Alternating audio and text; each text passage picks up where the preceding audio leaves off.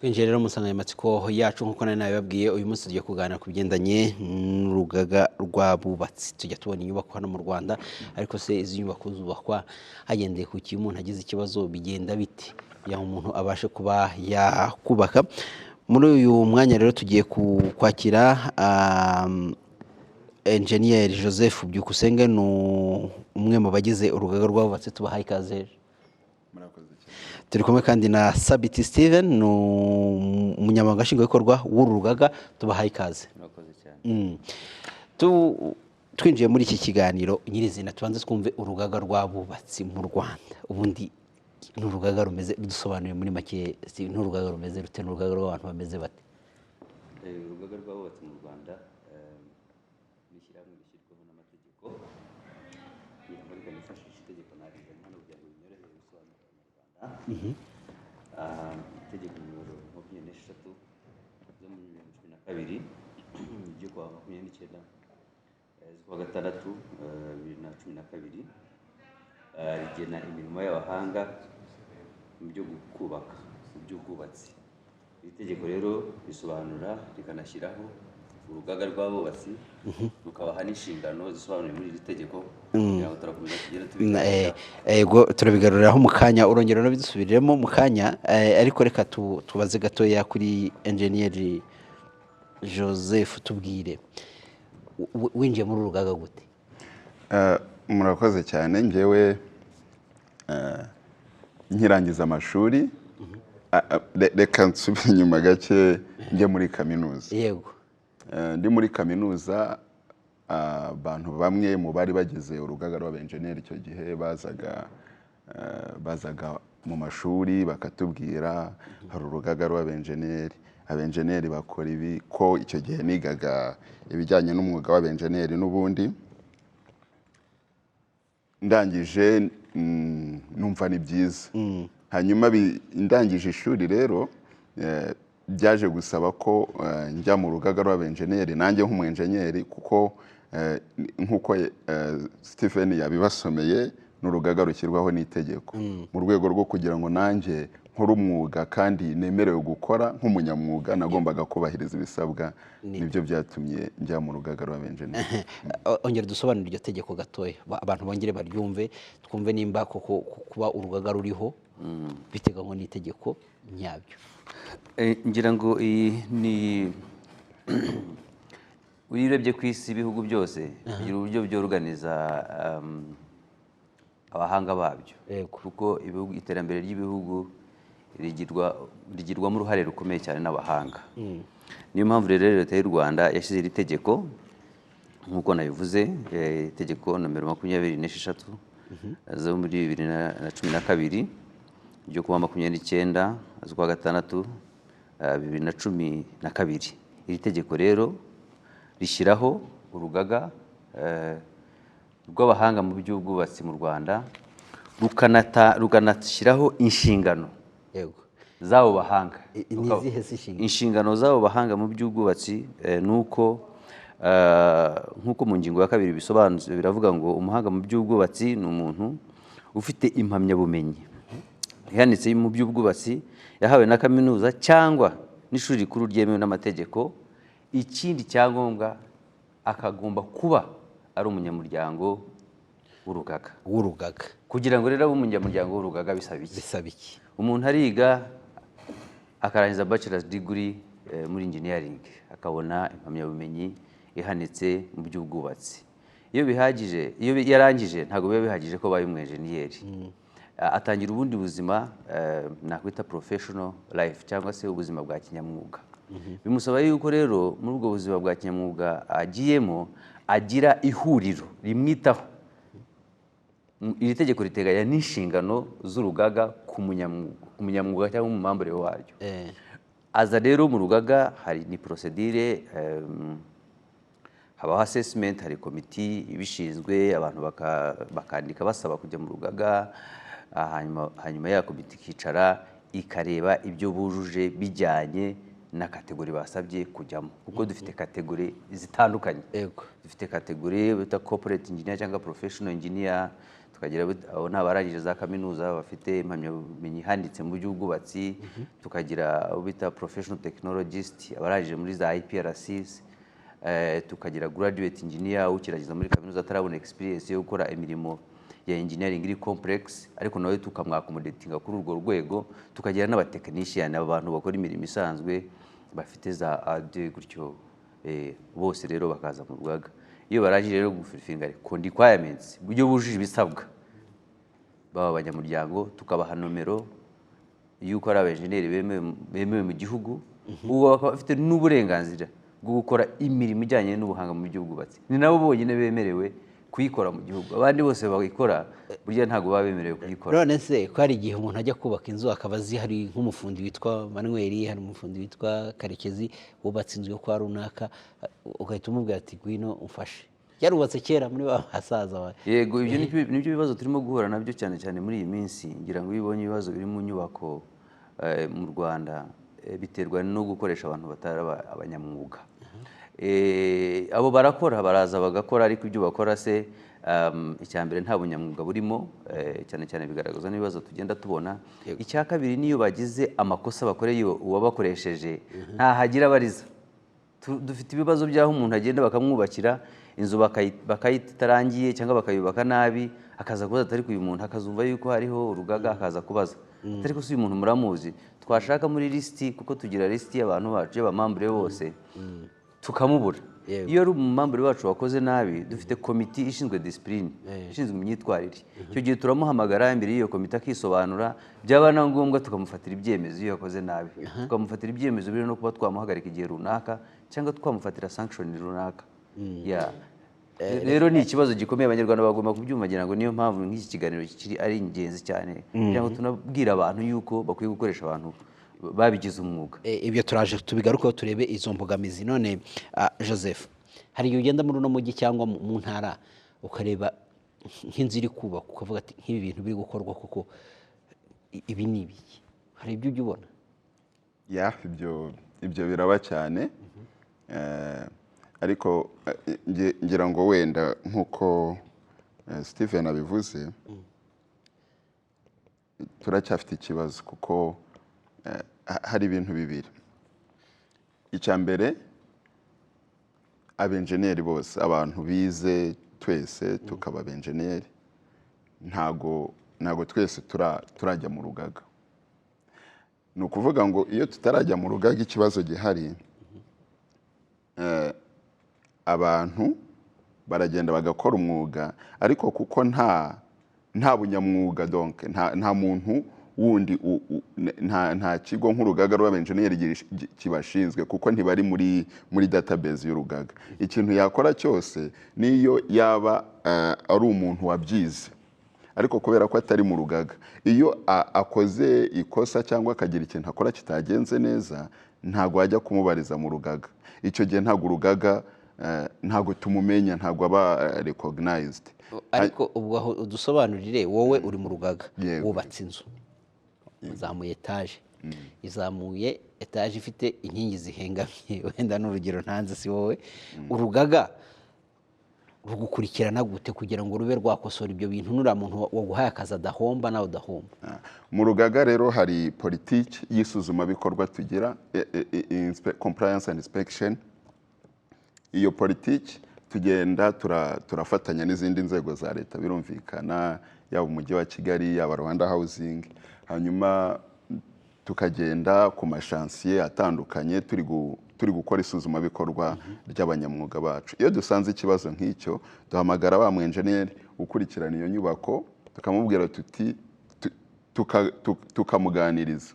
Iyo birenze ibyo ngibyo, dushobora kumufatira ibindi bihano. Ariko kandi umuntu wese ugiye mu rugaga rw'abenjeniyeri, hari indahiro tugira nk'abanyamuryango. Iyo ndahiro ikubiyemo ko tuzuzuza amahame y'umwuga. Ni ukuvuga ngo nta muntu uzakora umwuga uko yiboneye, kubera indonke cyangwa kubera atihuguye, kuko n'umwuga ugenda uhinduka. Uko bubakaga kera, ubu ngubu byarahindutse. So kubera ko abanyamuryango bari mu rugaga rw'abenjeniyeri, cyambere tubatoza cyangwa tunabafasha, ni ukugira guhora twihugura, tukagira ubumenyi bujyanye n'igihe tugezemo. Ibyo rero iyo uri umunyamuryango ugomba kuba warihuguye, uzi aho iterambere rigeze mu bijyanye n'umwuga. Ikindi cya kabiri, ukaba ufite indahiro warahiye yuko utazatandukira ngo uce ku ruhande amahame y'umwuga. Tugomba kubahiriza amahame y'umwuga uko ari. Yego, mu gihe wenda habayeho ayo makosa murabegera mukabaganiriza, byaba na ngombwa bakaba bashobora kuba bahanwa. Ariko kuri wa wundi wakorewe ikosa, kuri ya nzu cyangwa se ya nyirinzu wubakiwe nabi cyangwa se wahawe ibyo atarakwiye guhabwa, kandi yaranyuze mu buryo bwemewe cyangwa se bukwiye, agafata umwenjeniyeri uri mu rugaga, we bigenda biti? Kuko yanyuze mu rugaga, hari uburyo ki ibye bizakosorwa usibye kuba wenda mushobora guhana abenjeniyeri ku ruhande? Joseph, ngira ngo turacyari mu nzira yo kwiyubaka natwe, ariko turashaka kugeraho abanyamuryango bacu bagira insurance cyangwa se ibyo bita professional indemnity, ku buryo ki umwe mu banyamuryango bacu aramutse akoze ikosa, kuko ashobora gukora n'ikosa, birashoboka, n'umuntu aramutse akoze ikosa twamufasha kuva muri cya kibazo. Ariko aho ntabwo twari twagerayo, ubu aho tukiri ni ukugerageza kumvikanisha, ni ukugerageza gushaka mekanizme z'uburyo twakemura bya bibazo, ubujyanama. Nta nubwo ari gusa ari ku bantu bagiranye ibibazo n'abanyamuryango bacu, n'abandi bagize ibibazo, n'inzego zindi z'ubutabera zagize ibibazo ziza kudusaba abahanga kugira ngo bagende bakore assessment, batange raporo izafasha mu gufata imyanzuro. Cyane cyane rero aho tujya dufasha cyane ni ugutanga raporo y'impuguke iyo bagiye mu nkiko yafasha gufata umwanzuro, kuko of course haba hari izindi nzira uwo muntu yacamo kugira ngo arenganurwe. Ariko twebwe dutanga iyo expertise, dutanga abahanga bagakora assessment, ya assessment ikaba yashingirwaho mu kurenganura wa muntu warenganye. Ariko aho dushaka kuzagira ni no kugira iyo professional indemnity insurance ishobora kudufasha gufasha umunyamuryango wacu wagize ibibazo nk'ibyo. None hari umuntu abikurikiye yumva hari abantu batarajya mu rugaga, kandi ushobora kubazana akajagari no kubaha izina ribi. Kujya mu rugaga ni ibintu bigoye, ni iki? Kuko nimba hari abantu bize bakaba badashaka kujya mu rugaga, bizi guterwa n'iki? Mutubwire ku nyungu ziri ku mwenjeniyeri uri mu rugaga, kuko hari bamwe bashobora kuvuga bati wenda mfite ukuntu nubatse izina ku giti cyanjye, mfite abakiriya benshi, ndakora njyenyine, kandi turi gushishikariza abantu kujya bafata abenjeniyeri bo mu rugaga. Kuki umwenjeniyeri azagira iyo nyota cyangwa se afite amahirwe menshi ari mu rugaga? Murakoze kuri icyo kibazo. Ni ikibazo cyiza cyane. Icya mbere, impamvu umwenjeniyeri agomba kujya mu rugaga ni uko abitegekwa n'itegeko d'office, ni itegeko. Ni ukuvuga ngo iyo arimo gukora atari mu rugaga, aba arimo gukora acts ziri criminal, aba arimo gukora ibintu binyuranye n'amategeko. Icyo ni icya mbere. Icya kabiri, mu rugaga nahita nko mu rugo, ni mu muryango. Umuryango utekereza abawugize, umuryango utekereza amahugurwa, dutegura amahugurwa y'abanyamuryango bacu, tubafasha kubona ubwishingizi, cyane cyane ubwishingizi bw'ubuvuzi, tubafasha gushaka akazi. Iyo hari abantu bashaka akazi, abanyamahanga baje mu gihugu bashaka akazi, baratuza ati simwa turekomanda abenjeniyeri tukababaha. Tubafasha muri international network kugira ngo tumenye advancement zirimo kuba muri engineering technologies, tukazibabwira. Dufite indi mishinga ikomeye y'iterambere aho dushaka kuzakora nk'inyubako ikomeye cyane. Njya mbwira abamambure ariko se niba abantu bashobora kubishyira hamwe bakubaka ariya mazu hariya hepfo Nyabugogo ameze kuriya, kuki abaprofessionals nkatwe tunafite n'uburyo, kuko tumaze no kugira abanyamuryango benshi, tumaze kugira abanyamuryango barenga 2500. Dufite ama consulting firms. Bose baraje masaho? Oya, ntabwo ari bose. So turimo gushakisha ibyo bintu by'iterambere aho dushobora gukora nk'inyubako ndende nziza ikattracting abantu bose bakora imyuga ya engineering at a cost, bakagira na shares muri. So harimo ibintu byinshi gushyira hamwe. Hari no gukora ubushakashatsi, hari no kuzana imishinga mu iterambere rigezweho. Hari ibintu bita end solutions. Ubu nk'abahanga dukwiye kuba tugira inama igihugu ibibazo reka ntange n'urugero rworoshye. Mu Rwanda dufite ikibazo cy'amanegeka.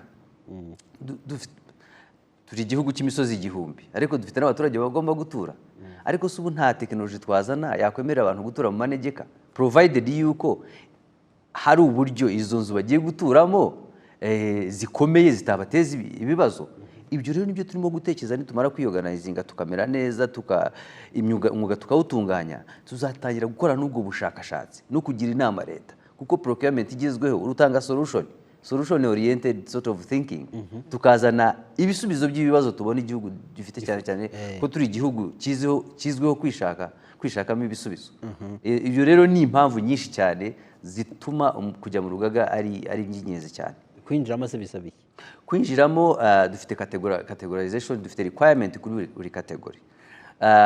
Dufite nkuko nabibasobanuriye, dufite aba corporate cyangwa professional engineer. Uwo ni criteria zirahari kuri website yacu, zirahari nuzi zirahari. Bisaba yuko uba urangije amashuri, wararangije ufite impamyabumenyi ihanitse mu ishuri ryemewe mu Rwanda cyangwa se muri kaminuza, kumaze gukora imyaka 2 nibura, kuba ufite ubunyangamugayo. Ibyo nibyo tuzana muri ya komite nababwiye y'aba expert, abenjeniyeri baba expert b'inararibonye bamaze imyaka myinshi cyane mu mwuga, bakareba niba koko bagushyira muri ya kategori, kuko kategori tugushyiramo ihita iguha ibyo nakwita scope, sinzi ukuntu nabisobanura mu Kinyarwanda. Igita yerekana ibyo wakora muri engineering. Iyo urebye muri building code bagenda basobanura ngo umuntu ufite iyi niveau yakubaka ibi, ufite iyi niveau yakubaka ibi. Kubera rero niveau tuguha hari ikivuze mu kazi uzakora. Niyo mpamvu kuguha iyo niveau bifite izo requirements. Requirement rero ni nyinshi biterwa na kategori kujyamo. Kuvuga ko mwe mubizi ko umuntu wenda ufite A2 adashobora kujya gupatana kubaka etage. Yego rwose, na building code irabivuga birimo. Yego. None Joseph, kuba hari mugenzi wawe utari mu rugaga wowe ururimo bikubangamiye hiki? Icyambere wenda manje kumwunganira ku kibazo cya mbere. Hari ibintu twita gukora. Iyo ukora uri kumwe n'abandi bantu ntabwo ari kimwe no gukora uri mu cyo nakwita island mode, umeze nk'utuye ku karwa. Ushobora kuba ufite abakiriya benshi, ushobora kuba ufite abantu benshi baguha akazi, ariko kubera ko uri ku karwa utekereza ko hari ibyo ukora donc ari we umuhanga wa nyuma. Kandi iyo uri kumwe n'abantu benshi habamo kungurana ibitekerezo no kugenda umuntu atera imbere mu bumenyi no mu byo akora. Rero kuba ngiye ndi mu rugaga hanyuma hakaba hari mugenzi wanjye utari mu rugaga kandi duhuje umwuga, ngira ngo nicyo warumbajije. Icyo ni ikibazo kuko dusubiye inyuma gake no ku itegeko, umuntu ari gukora mu buryo butemewe n'amategeko. Ntabwo ari gucomplyinga n'itegeko dufite, kandi itegeko riyobora abenjeniyeri, abanyamwuga twese. Ni ukuvuga ngo njye ndi kubaha itegeko ntabwo ari kuryubaha.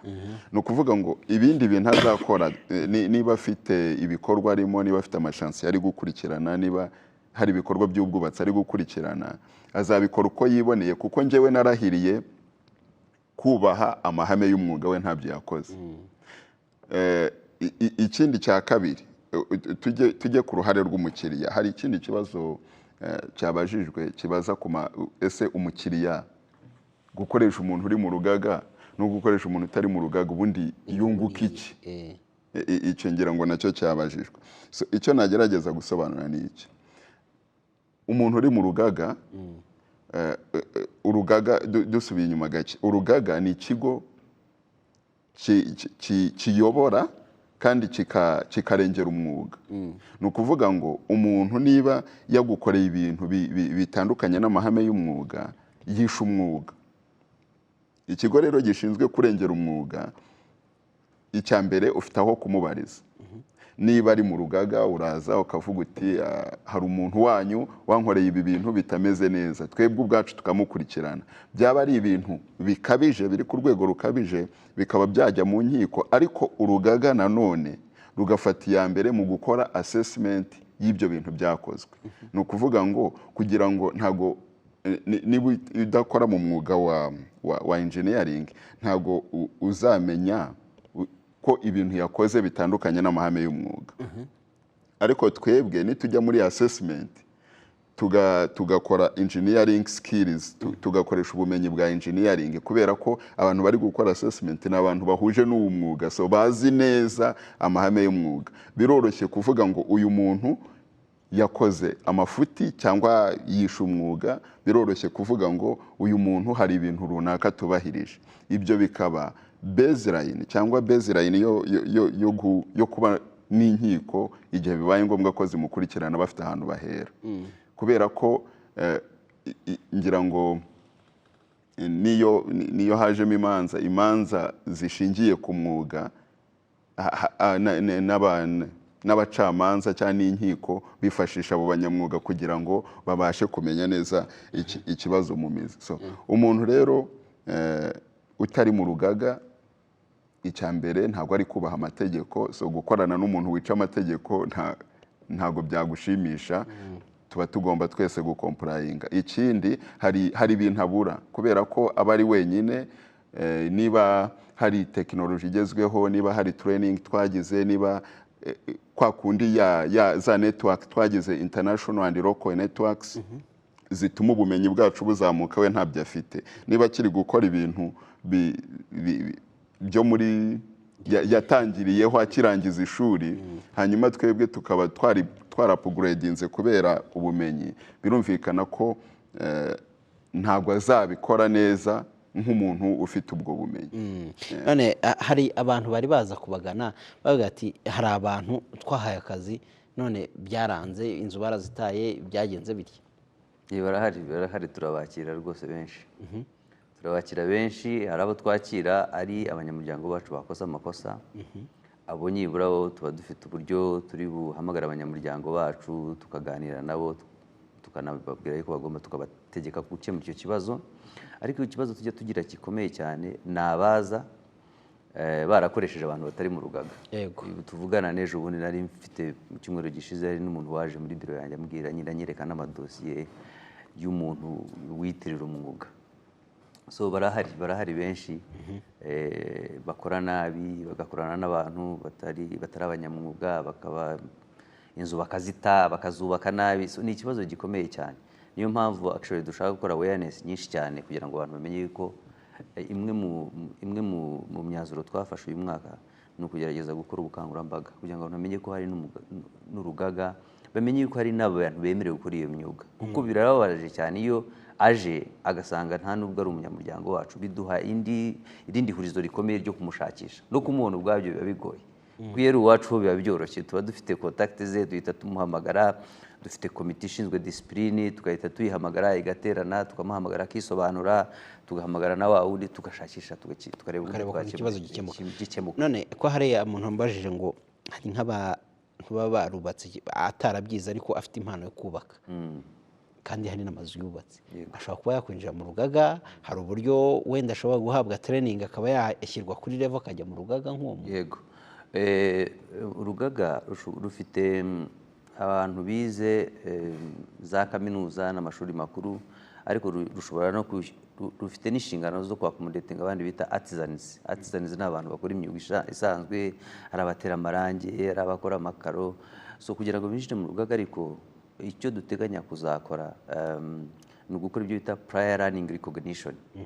Prior learning recognition ni certificate ishobora gukonfaminga yuko umuntu nubwo atagiye mu mashuri mu buryo buri formal, ariko nibura hari ibyo azi. Yego, ibyo rero tubikora gute rero? Ibyo ni ugufata komite y'aba-expert igasanga uwo muntu kuri tere ahari, ikareba ibyo arimo gukora, ikanabisatifayinga yuko kuko abizi, akanabihebwa,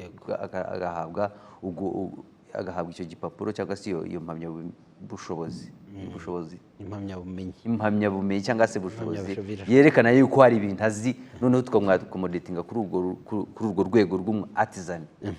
Yego, ariko ni initiative tutaratangira kuimplementinga neza, ariko muri plans zacu dufite going forward dufite. Dushobora no kuzakorana na za IPRC zikajya ziduha abarimu bagafatanya n'aba-expert, kuko abarimu babo nabo bari abanyamuryango bacu, tugashyiraho mechanism yo gukora prior learning assessment, no kurikoganizinga abantu kuri iyo, kuko bibabuza amahirwe menshi cyane. Hari igihe abantu baba bafite, kandi isi tujyamo, isi turimo kujyamo irimo kwita ku cyo umuntu azi practical, icyo umuntu azi practical kurusha wenda teori azi. Turi kugana ku musozo, mukaya turaza utubwira icyo musaba kuri aba enjeniyeri, ariko wenda nawe uri buze kumwanganira Joseph, uburyo bwo kwinjira muri uru rugaga biraborohera? Hari nk'aba enjeniyeri bari Cyangugu, hari abo mwiganye bari Rusizi, hari bari Nyagatare, kwiyandikisha ni ibintu biborohera, kwinjira muri urwo rugaga biroroshye ku buryo nta kibazo kirimo? Abo batari kwinjiramo bikaba bigorwa nuko mutari gutanga access z'ahantu hanyuranye abantu bashobora kwiyandikishirizamo? Urakoze cyane. Kwiyandikisha mu rugaga biroroshye. Tugiye mu isi turimo ubu ngubu, isi yose ikoresha uburyo bw'ikoranabuhanga. Yego. So kimwe rero n'ibindi bigo, natwe nk'urugaga rw'abenjeniyeri hari uburyo bw'ikoranabuhanga buhari bufasha abanyamuryango kwiyandikisha cyangwa kuvugurura imikorere yabo, kuko turiyandikisha ni kimwe, ariko habaho kuri newinga application cyangwa certification buri mwaka. So kwiyandikisha rero ntago umuntu ushaka kwiyandikisha no kuvuga ngo anyura kuri website. Icyo ni kimwe, website, hanyuma akareba ibisabwa bitewe n'icyiciro ashaka kujyamo. Iyo amaze kubona ibisabwa, turimo turadevelopa system izajya ibidufasha, ariko ubu ngubu hari email yoherezaho dosiye ze bitewe n'ibyo yabonye bisabwa. Izo dosiye zikajyanwa muri komite ishinzwe gukora assessment, hanyuma komite ikazasesinga, barangiza bakamusubiza bitewe na progress, buri progress bakamusubiza kugeza igihe arahiriye akaba umunyamuryango. Okay. None nk'umuyobozi tubwira icyo ubanza gusaba abashaka kubaka batamenyereye iby'abenjeniyeri, bamenyereye babafundi bakati muzashakira umuntu wakubakiye nanjye aba ari unyubakira, wababwira iki?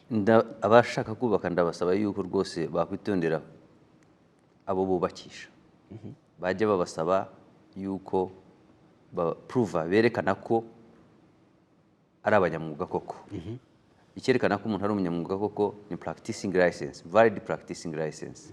Ni uruhushya rumwemerera gukora muri uwo mwaka, dutanga buri mwaka. Turutanga buri mwaka. Impamvu turutanga buri mwaka ni ukubera yuko dushobora kuhaprova umuntu kuba umwenjeniyeri ariko agakora amakosa atuma tumubaninga cyangwa se ikindi kigo kimuhagarika.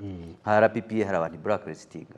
Iyo blacklistize rero icyo gihe nyine uri muri iyo period y'igihano. So abantu bagukwiye kubaza ibibazo bikurikira: ese uri umunyamwuga? Waprova yuko urugaga rukuzi, wazana practicing license. Iyo practicing license ibiriho ifoto y'umuntu, ibiriho nomero ye y'umwuga, ku buryo kibyoroshye kuba wamushakisha. Ikindi bizafasha abantu ku giti cyabo ariko n'igihugu muri rusange. Uzarebe mu Rwanda iyo umuntu aguze inzu, ugura inzu ariko mbere y'uko yijyamo ukabanza ugasana imiditi, ugura inzu cyangwa se wubaka inzu, hanyuma mu mezi 2, 3, 4 ukabona imidite yaguteye, ugasanga umuntu asubiyemo hafi inzu yose. Kubera iki? Kubera ko yubatse nabi, nta kindi. Ibyo rero ni ibibazo bikomeye cyane abantu bakwiye kwitondera, bakitondera abo hakazi, bakitondera. Ubwo se no kuvuga ko n'umuntu ushaka kugura inzu yaza mu rugaga akabanza akababwira ati muze mundebere? Ntabwo ibindi bya biri mu nshingano zacu. Hari aba property valuers babikora, ibyo ni abandi babifitiye izo nshingano, ariko ngiye ndimo kuvuga kuri aspect y'imyubakire. Ndimo kuvuga aspect y'imyubakire. Iyo final product bazana ku isoko yakabaye ifite ubuziranenge, kandi ubwo buziranenge buboneka gusa iyo yubatswe n'abantu babifitiye ubumenyi. Yego. So ndabasaba kubaza niba koko kwitondera kureba umuntu bagiye guha akazi, bakamubaza niba ari mu rugaga, bakamubaza na practicing license, byaba na ngombwa natwe bakatubaza tugakonfirima. kuba abatarajya mu rugaga cyangwa se n'abarimo, icyo mubasaba kugira ngo umwuga wanyu ukomeze uhabwe agaciro unubahwe ni iki? Icya mbere abari mu rugaga, icyo nabasaba ni ugukomeza gukorana ubunyamwuga. Icyo ni icya mbere. Icya kabiri ni ukwitabira ibikorwa by'amahugurwa duteganya gukora, cyane cyane ko uyu mwaka turateganya gukora menshi cyane, kujya bitabira amahugurwa kugira ngo bakomeze biyungure ubumenyi. Abantu bagiye bakora ubushakashatsi benshi bavuga yuko iyo urangije imyaka 5 uvuye kwiga impamyabumenyi iyo yose igenda ubumenyi bugenda buta agaciro. Abahanga nka John Maxwell barabivuze neza cyane. Kugira ngo rero utaba obsolete, ubumenyi bwawe budata agaciro, ukwiye gushakisha uburyo. Ni nk'uko tujya gukora siporo kugira ngo twubake umubiri, cyangwa se ni nk'uko dufungura kugira ngo n'ubwonko bukenera gufungura. Yego turabasaba rero ko bajya baza mu mahugurwa bakayitabira. Abo ni abanyamwuga bacu. Ikindi bagakora kinyamwuga. Turi mu gihugu cy'organized gikunda ibintu biri ku murongo bimeze neza. Ikindi turi mu gihugu gifite principle yo gukoresha bike kugira ngo tugere kuri byinshi. Ntabwo dufite luxury of resources. Ni ukuvuga ngo rero bakwiye kuba bakora kinyamwuga kandi bakora neza, bubaka ibintu birambye biri sustainable. Abatari mu rugaga nabasaba yuko rwose bajoining urugaga kubera impamvu twasobanuye, iziri short term n'iziri long term. Bajoining urugaga bakabanyamwuga kugira ngo bakore mu buryo bwubahirije itegeko, kubera yuko mu minsi iri imbere bizanabakomerera kuba bashobora gukora. Ukurikije initiative turimo gufata n'izindi nzego turimo gukorana, biragoye yuko umuntu azabona akazi ataprovye ko ari mu rugaga. Ariko hari umuntu dukurikiye datugana ku musozo ushaka guhita wenda ashobora kurugana, abigenza naje kuri website nonaha aribonamo, arasoma requirements, namara gusoma requirements atangira application.